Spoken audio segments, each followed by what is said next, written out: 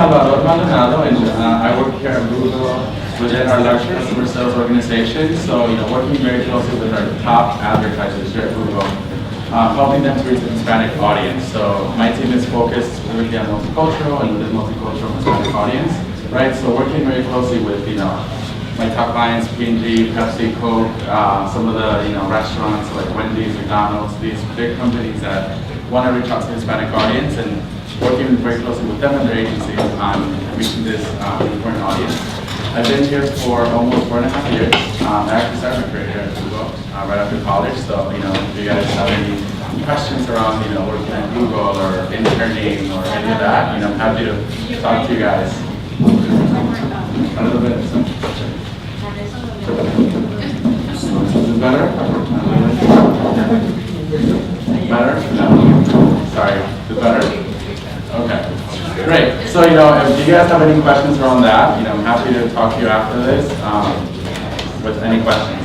But the reason why I'm here today is, I wanted to kind of talk to you guys a little bit about how here at Google we talk to our biggest advertisers and how we bring, our core value proposition from our product standpoint to our customers and consumers. And so here at Google, we use many frameworks, and I think frameworks that we've been able to develop different frameworks that are from other companies, but also developed here within Google to really help bring impactful, right, important information to our clients in a digestible, actionable manner. So today I'll be going over the CVP, the Core Value Prop Framework, kind of helping you guys as you think about your own businesses, your products, your ideas that you have, so you can kind of use this framework and apply it to bring it to VC firms, right, investors that you're pitching, that you're going to be pitching to, your ideas, your products and services. So just take a step back. Again, I mentioned we have a few frameworks here that we use at Google. We have all pretty simple. We have a crawl, walk, run framework. We have a hero hub hygiene. We have the CVP framework, which is a 7-point framework that's pretty easy to take and adapt to whatever pitch you're making. So what this has allowed Google to do, essentially is really streamline, right? We work across many advertisers, from very small consumers, customers, to huge clients. And so what this is, what this allows us to do is really go to the client and keep things consistent, right? So if I go in and talk to my client and then another Google team comes in and talks to that same client, okay, it's Google, right? It's the same sort of framework. It also allows for, easy kind of digestibility of the content. So, 20 slides max, right? Get to your main points, get out, make an impact and make sure they remember you. The other thing is really also allows you to, take next steps, right? So leave with the client, actionable next steps, right? So okay, we talked about this is why this is important to you, this is why we need to be partners with you, this is the next step you should take to really kind of take the business or, get the VC funding that you need or whatever it is you're trying to get through. So, here at Google, again, we love frameworks, and this is one of the ones that we use a lot with our clients. I mainly use this one because it's pretty straightforward. And we even have a template that we can share with you guys, which you'll see that you can kind of plug in, your ideas, kind of all the third-party research that you may have around your industry or your service, and really use it when going to present or you're going to pitch your product or your idea. How does that sound? Yeah, is this really helpful? And again, please, stop me along the way if you have any questions. I want to make this as conversational as possible, so please feel free to stop me along the way to answer any questions. So, with this framework, the Core Value Prop Framework, we really have 7 just, key points that when we go to a client, we want to kind of get across, right? So, of course, you have an opening, then you talk a little about your market, talk about your consumer, who that person is that you're going, that you're trying to get at. Look at the competitive landscape, which is really important. This, I think, grabs a lot of clients and clients' attentions, right? What is my competitor doing in the space? Or if there's no competition, really highlight that as well. The objectives, right? So what are you trying to get out of this meeting or this presentation? Also propose some actionable solutions, right? So this is the low-hanging fruit. This is what you can do tomorrow to get started. And then a closing, which with the closing, you go back to the opening and really kind of restate what you started with, and then get them to really agree on actionable next steps. And I'll go through the framework pretty quickly with some examples of some of the sites that we actually use here at Google with our clients. And then what I'll do is that I'll take you guys through an actual pitch that we've done for the travel industry with the Hispanic angle. So you guys will actually get to see what I kind of do on a day-to-day, how I pitch the opportunity, and how we use some of our internal tools, or also external tools, to really kind of make hits. So how does that sound? Good? Yeah. Perfect. So with the opening, what we like to say is, have a punchline. So really, try the first slide. Try and get the client's attention. So start with the value, you plan to deliver. And this doesn't have to be, quick takeaway here. Like, it doesn't have to be text heavy. Very to the, again to the point. So here you're seeing, an actual like what we call a punchline slide. What we're doing here, is we're talking to a client, right? Maybe, let's say someone that's trying to drive online conversions. So let's say you're working with Microsoft, right?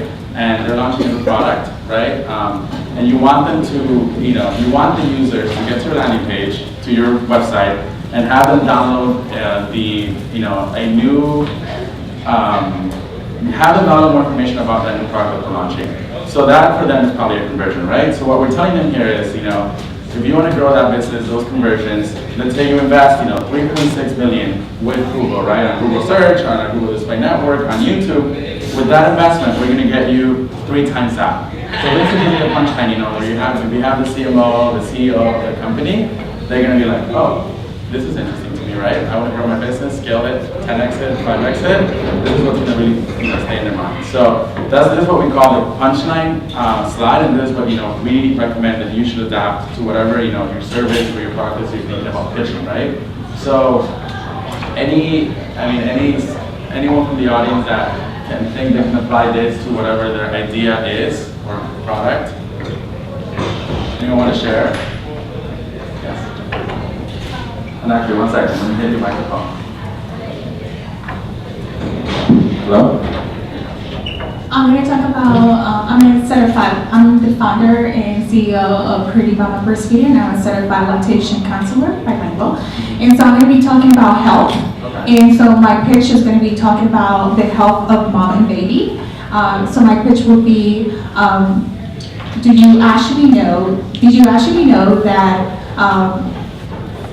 China and other countries like Latin America, the breastfeeding rates in those countries are up to 95% compared to the United States, which is actually in 4%. Okay, right. So it doesn't have to be numbers, right? Here we're just kind of like, it's a more number-focused, conversion-driven pitch, but it doesn't have to be numbers. It can be like interesting, stat, right?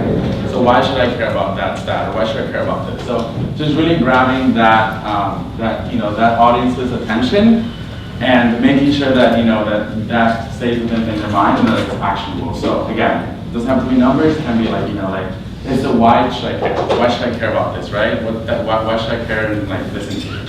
So this is the most, if anything, important slide of this CPP framework. And then after that, when you're speaking with execs, people that are very high level, they don't really want you to get into the nitty-gritty of things, right? They have tons of things going on. They probably have their calendars back to back. So really, an executive summary, right? So telling them, 3 to 5 things, that summarize the key points of the story that you're about to tell. Again, 3 to 5, I recommend usually 3. Why, right? Why this is important to you, why you should remember. So after that, this is just a key example within that same conversion story that we have. We have, again, 3, 4 things that are key, that are, succinct and clear, so that you don't confuse your audience. The next section really, gets a little bit into the meat of, your presentation as to the why. So you talked about, the punchline, right? Why this is important to you. You talked about these are the, some of the key things that, we think are important. And then really getting into the market, the customer, and then the competition. So here's, where you can tell the story about, your client's business, that's relevant to your product or service. You can, build in credibility. So this is where you talk about what you're doing, what your ideas are, and how that's going to help, that other business. And then, again, really avoid tangents and always be relevant. I think something that here at Google we we try and do more often is, before we used to really come to, a client and have decks that were like 50 to 60 slides, right? And so like have to do the presentation, we would lose a lot of our clients. So now we're trying to just be very succinct, very clear with what we're, with what we are talking about. So again, 3 to 4 slides that are, kind of 2 or 3 key facts, right? Like we call them like nuggets of information that are going to really grab your attention about the market, the customer, or your competition. And here's where you can, tap into a lot of third-party research. So like a Hitwise, an Atlas, Compete, Nielsen, ComScore. I mean, I think this you can just like, literally sometimes just like go on Google and search, right? So it's like, I want to find out, what's, how many millions of dollars Hispanics spend on shoes a year, right? So this is information that you can just get off, the internet. Of course, go and look for like a credible site, right? Probably not Wikipedia, but find a third party that's that's credible and that has a reputation in the market, and use those. And again, 2 to 3 quick insights, and like nuggets of information that really help build your story and give you credibility as to why they should listen to you. And the next are just some quick slides that kind of show like what we show our clients when we talk about any products that we're trying to pitch. So here you're seeing kind of like growth in a specific research side, growth in a specific category. Just the charts, very simple charts here. So you're just showing 1 or max 2. We say to really show so that you don't lose the audience. And then after you go through all that, again describe your client's marketing objectives to like really gain their consensus on these objectives, right? So here's where you actually let them allow them to speak. So this is where you kind of, like, okay, I've reviewed, your consumer, your competition, some insights that are third party.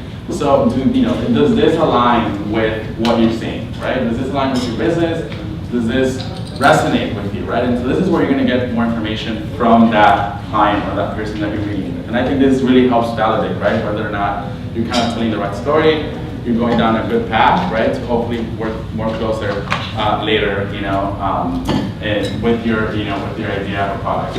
So remember, with the objective side, really let them speak to you. Let them validate what you're telling them, or or if not, kind of ask them, what's different? What do you see different? What are your challenges that are not the same from our end that we're not seeing? Here, again, we kind of like from, so you let them talk here, and then the next slide, you put down your own objectives, right? So just have quick examples here, but you would customize to whoever you're speaking to, and then get them to really agree, 3 or 4, whatever, get them to really agree on those points.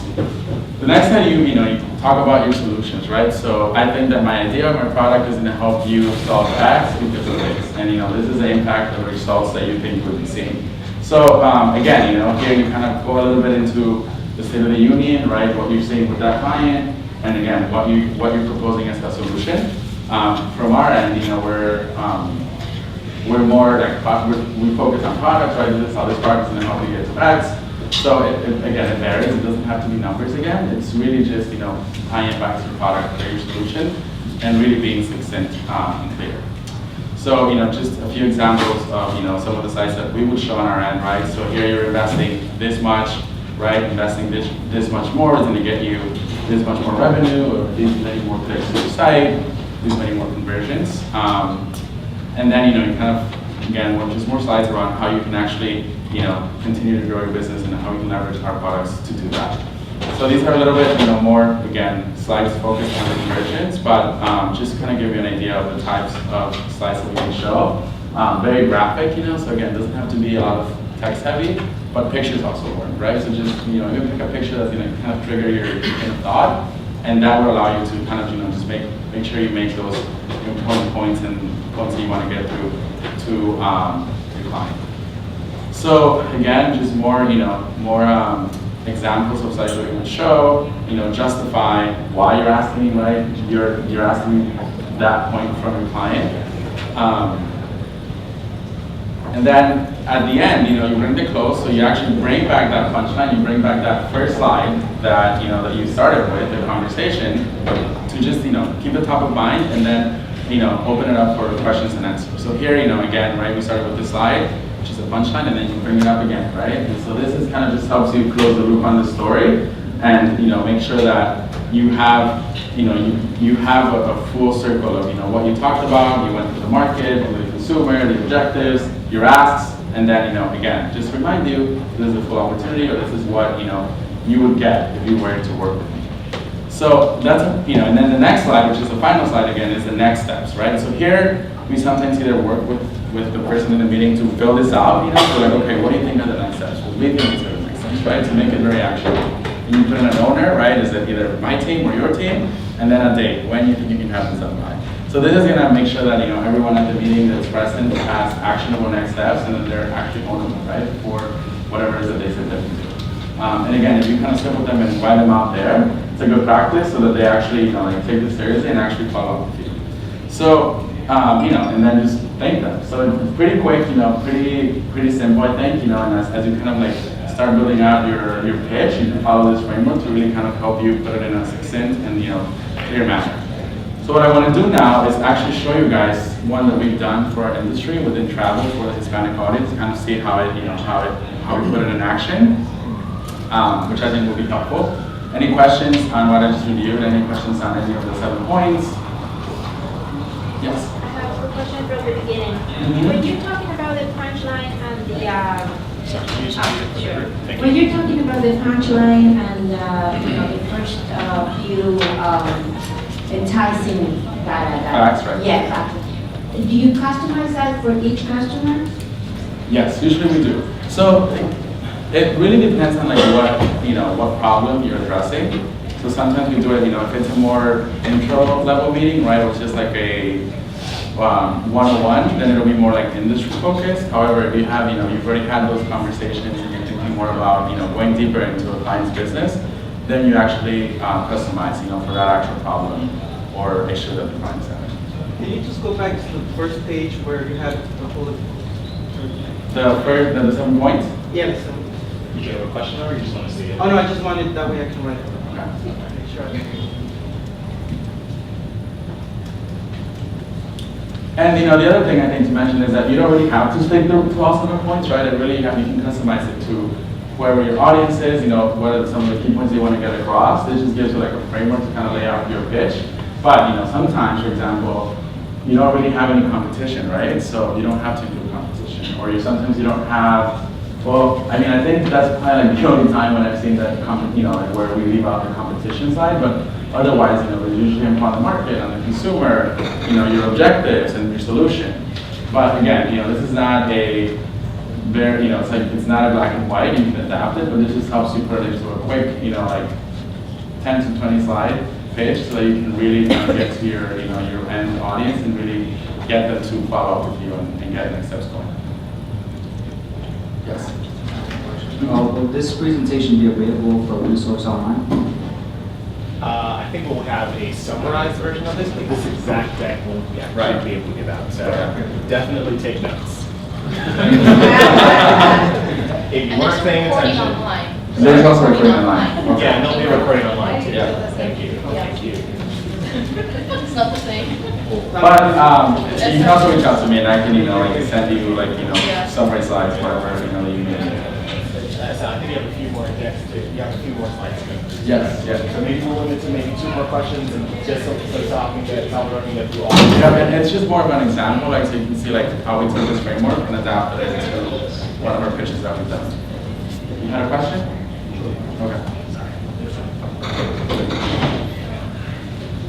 So just really quick, based on what you showed us here, everything looks like it's very quick, very succinct, very on point, but I know depending on the market, there's a lot of different statistics and information to give. So on average, how long should be your pitch when you're coming to a clientele? Sometimes you want to over talk, the client to death sometimes. Right. Well, I think from a Google best practice standpoint, no more than 20 slides. And this is getting very tactical, but this is kind of like what we're being, kind of told, right? To just keep it as simple and as succinct as possible. You can talk through a lot of, like every points, right? It's just having a slide that can help you trigger that point, or that's gonna, take 1 or 2 insights or, pieces of information and put on the slide. But again, like I've had experience where we're going to clients with 60 slides, right? And like halfway through there, you're flying through the deck, right? And then you just lost everyone. And so, it's just a best practice, we'd say keep it to, maximum 20 to 25 slides. Because you really don't need, like this is like 10 slides, and it's taking you like 45 minutes to walk through the content, right? So it's really more about what you're saying, than actually the content on the slides, right? And you can always leave the slides as a behind, right? So just here's the deck, right? I can elaborate if you have more questions. Up to it, yeah. So what is the balance between the hard facts and the projections? Projections usually are up to you, so you can fantasize a little bit about projection. Right. And the due diligence, this much sales, this is what I invested. What is the balance? How much should we dream about your projection? So that's a great question. We usually put, knowing the business, right, and you have a lot of historical data, right, like this is kind of like the budgets that you think you can invest with us, right? So what we usually do is we put it together like a tiered approach, right?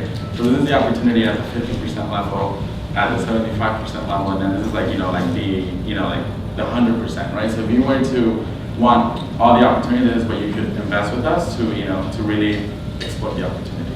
So what we usually recommend, and this we do across, requests for proposals that we receive or actual presentations, where we just tier it, and then we also kind of look back at historical data, like spend data, and then gauge, right? It's like, okay, if I know that they're investing $1 million with me for a year, I'm probably not going to go and pitch 100 million, right? But maybe I want to do a 100% year-over-year growth, so maybe I'll pitch, 2 million, right? As the kind of like reach the sky opportunity. So it really varies on, historical data that you might have access to, and then, your kind of like the full opportunity, and then just tier it. I think that's what we've seen works best. And then they'll be like, well, we kind of fall more in the 50%, the 50th percentile, opportunity. We work with those types of budgets. And that's where, again, you'll get more information, right? To really kind of come back with a more tailored solution, right? Because I feel like the first time you're presenting a solution, you're probably not going to be right on the spot. But then as you kind of go through the pitch, you're going to get more information, then you can refine that. And they'll probably ask, okay, can you come back to me with, looking at the opportunity with, for 50% of it. Thank you. So that's what we do.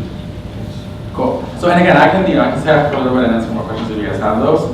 I wanted to show you guys quickly what we do, put that framework in practice. So, as I mentioned before, I work with the Hispanic audience, so, helping, Coke, Pepsi, all of those, also travel, so like the airlines, the hotels, reach the Hispanic audience, right? Just, with the title, right? Growing your business with the U.S. Hispanic audience. I think, everyone that's a business that has a business that they manage, they want to grow their business, right? With the highest ROI. So just also, don't be afraid to really come up with bold, sometimes even not controversial, but bold, like titles. For your slides, you're going to put the title of the presentation, because then that's going to, spur conversation, that's going to spur questions, where you can really kind of, again, gain more information from your client. So again, here we're telling you, we're actually we did this pitch with, it's a little bit from 2 years ago, but we actually did it with Aeromexico, who's like a big, leader in the Mexican airline space. They're actually expanding to the US, now they fly to major cities here. So we actually did it with them in Mexico, since they're based there. But we're opening with, look, if you invest $150K with Google, right, we can actually return 1.26 million in incremental sales. The CFO was there, the CMO was there, was like, oh really, this is great information, right? It's like we're going through a tough time, back in 2010, right, when after, all the economic downturn. So this to them was very eye-opening, right? So again, get their attention with the punchline. So that's what we did here. And then, taking a step back, there may be people in the room that may not know as much about the U.S. Hispanic online audience, right? To kind of paint a high-level picture of the opportunity as a whole. So here we talk about the population, right? It's 29%, this is projected to be 29% of the overall U.S. population. This is how many users are actually online, which is 13% of the total internet population, right? The purchasing power, they actually have money to purchase, tickets and they travel, those kinds of things. And then we got a little bit more, detailed with actually, how this applies to Google, right? So we know that Hispanics in the U.S. are searching in Spanish. So, out of all the searches in the U.S., 8% of those are in Spanish, right? And they're probably around comprar boleto de avión, comprar billete de avión, right? So you want to make sure that you're tying it, to your product or your audience or your service. And so we make sure to bring that in. And again, these are some, 1, 2, 3, 4, 5, 6, right, nuggets of information. And I don't have to go through all of them. Just 2 or 3 that, you think is going to grab their attention, right? So I went about, over the size of the population, how big it is, right? For those that probably don't know that the Hispanic audience is huge in the US. I went through the fact that, they have a lot of like a 1.3 trillion spending power. And then, of course, I made sure to mention on Google.com, Hispanic preaching in Spanish, which is, an audience that you should be capturing. That's money for you right there, right? So I didn't go through all the points here, just kind of highlighted 2 or 3 to kind of make sure that, that message got across. And then, why now, right? So this is going back to kind of like the landscape. Targeting the Hispanic audience is efficient. We see that it's cheaper. For those of you that may know a little bit more about digital marketing and AdWords marketing, cost per click, that's how much you pay for a click to send to your site. They're willing to spend. So really, this is when we're talking about economic downturn, crisis, right? You want to be more efficient with your media plans. So, there's money that, they're spending, so this is why you want to capture that. And then, of course, we took advantage of the whole Mexicana Airlines way, right? So Mexicana went bankrupt. There's other consumers that probably use Card Mexicana. That's no longer the case. Make sure that you're grabbing that you're taking a share, of a piece of that market. That you're grabbing, that some of those dollars that aren't being spent with Mexicana anymore. So, kind of just give them quick, reasons and kind of, an eye level of the market and what they should care. And then we actually go into, actual insights, right? So here what we did is internally we have access to, of course, all of our, search and stuff. So we took a look at, growth of keywords or words in Spanish in the US, such as comprar boletos de avión or vuelos de avión. Kind of show them, right? Continue to build that story as to why they should be thinking about Spanish keywords in the US for your industry. So show them here, growth of Spanish queries or Spanish keywords related to flights are growing, right? So it's important for your market. You're seeing here too, and this is actually all external information. You can get it from Google and Google Trends. We showing them here, so like queries specific to Mexico have grown by more than 90%. So, just kind of giving them more little bits and data, pieces of information to continue to make that case. So again, this is a little bit outdated, but you guys can kind of see how we start to build a case as to why, you should be bidding on Spanish keywords. CPCs are competitive, so cheaper versus general market, right? So it's a good way to be efficient. Also hotels, since they do a lot of packages, where they'll sell you a flight, but they'll also ask you to book hotels and then maybe rent a car. So kind of, trying to get to think about hotels as well. So again, just a lot of some data, right? A few slides with data, and this is a lot of first-party data and some third-party. This is available externally as to why they should think about, this audience. And then, you kind of get again to your solutions, right? So if you invest $75,000 in search with us, that'll generate you about $100,000 in incremental sales. And then we kind of walk them through the methodology of how we got to that number, right? We know that these are the cost per clicks. We estimate around 3% of people that are actually very excited going to buy a ticket, just going to flight, right? And then the average sales per $100, and then this is how much you would be expected to get in terms of revenue. So for 75K, we're almost 10xing, right? Your revenue. So again, really succinct, simple slides to really get your point across. And then we go into how you're able to also reach your audience on the Google Display Network, some more on the sites, some of the tactics that we use is a little bit more product focused, but still staying within solutions. These are solutions that we're presenting to the client. And again, if you invest this much, we can generate this much incremental sales for you. And then you go back to the punchline, and that's your pitch. Again, pretty straightforward, pretty quick.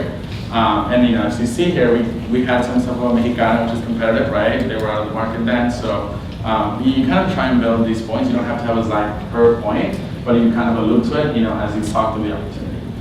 So that's pretty much an example, of what we would do with an actual client. Of course, depending on who the client is, where our relationship is with that client, where they are, we'll adapt, and we'll probably use a completely different framework. But this has actually worked well for initial pitches, where we're kind of just presenting the opportunity.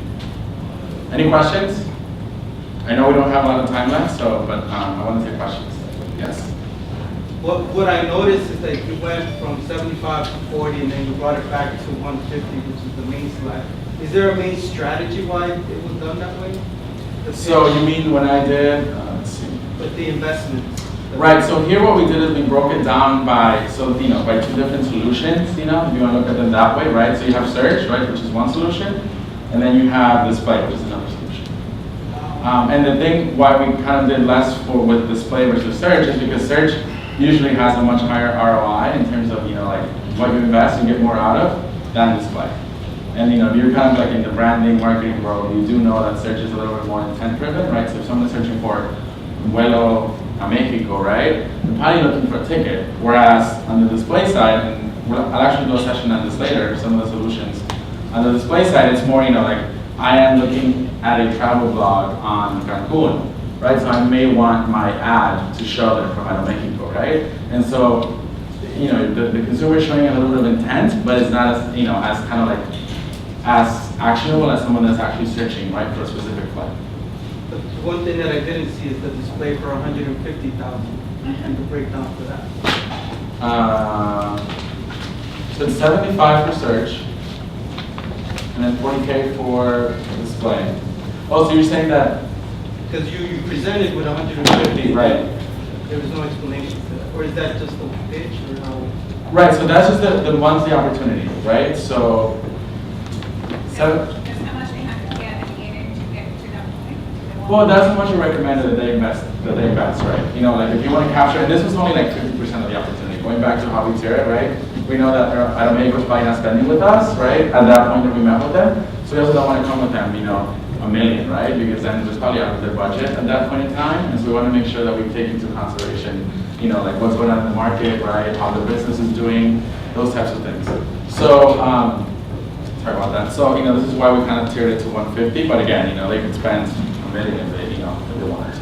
Yes. Can I ask, how did you actually arrive at that figure? What data did you use to come up with that 150? That's a good question.